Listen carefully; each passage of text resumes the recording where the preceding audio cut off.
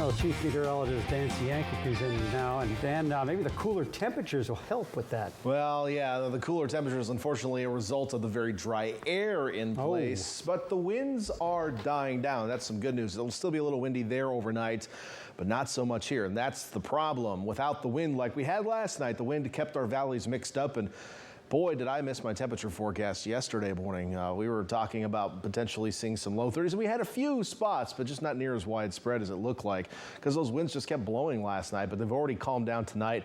And with that, the dry air in place, temperatures are going to drop tonight across the region. And with that, the National Weather Service has issued a second frost advisory for the same locations as last night, but that does include Arroyo Seco, the southern Salinas Valley, and the San Antonio Valley. Now, these areas aren't the only areas that could potentially see some frost, but this is probably the area where we're most likely to see those cold temperatures. And we're talking temperatures in the low 30s tonight, and not necessarily a hard freeze where we're going to see 20s for several hours that really have the impacts on the plants. But if your plants are sensitive, a little bit of frost out there certainly can cause some damage. So you may want to plan to protect those plants out there tonight. Let's take a look at the bigger picture. And as we zoom out, we see an area of low pressure here across the greater Rocky Mountain region.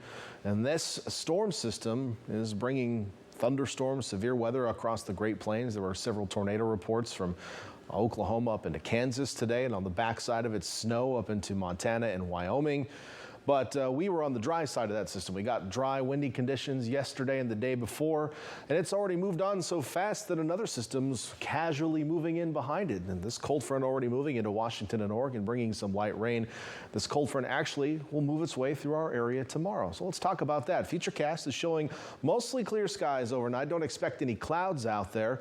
So when you wake up tomorrow morning, it's going to be clear and probably pretty chilly out there. But the clouds will be on the increase pretty soon after dawn tomorrow, as that cold front approaches from the northwest. Now, it'll actually move through around lunchtime tomorrow, but we'll see the clouds thicken up as we approach lunchtime. We'll get another burst of northwesterly winds as it comes through, and maybe a couple sprinkles. Not expecting any widespread rainfall, but a little bit of drizzle, a few sprinkles certainly will be possible as it moves through.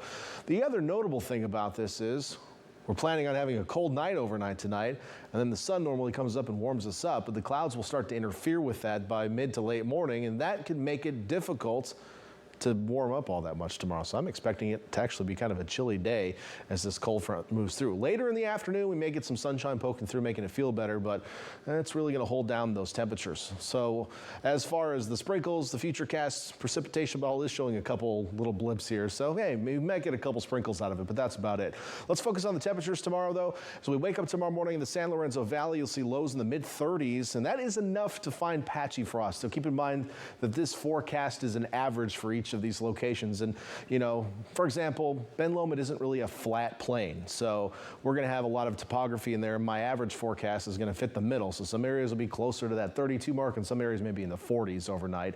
But the average is going to be mid 30s. So patchy frost possible in the valleys when you're in the 30s, okay? Down on the coast, we're going to be in the 60s for our highs tomorrow, but certainly cooler than today where we got to the 70s in Santa Cruz. Overnight tonight in Watsonville, down into the upper 30s, you're back to 65, 68, you're high in Hollister tomorrow. Salinas gets to 64, which is quite cool for this time of year. Over to Monterey and the Peninsula, lows in the 40s overnight, highs in the upper 50s to low 60s, and again, clouds right around lunchtime. Going to keep things a little on the chilly side tomorrow. Down south, some of the lows in the low to mid 30s. So we wake up tomorrow morning, again, patchy frost, especially across our southern valleys. Even Carmel Valley will be a cold one overnight tonight. Highs closer to the coast in the 60s. We'll find a few 70s near the San Luis Obispo County line. But if you don't like the cold weather, I have some good news for you. It's going to warm up rapidly Thursday, Friday. We're going to be warming up quite a bit. Lots of sunshine, even on the coast. Highs above normal by Friday and Saturday. Early next week, another weather system comes through. A couple models showing some precip with that. I'm not on board with it yet, but we're watching it. And then for our inland areas, we'll also see a fairly rapid warm up, I think, just out of tomorrow. Tomorrow will be the cool day. After that, we're back into the 80s for Friday and Saturday.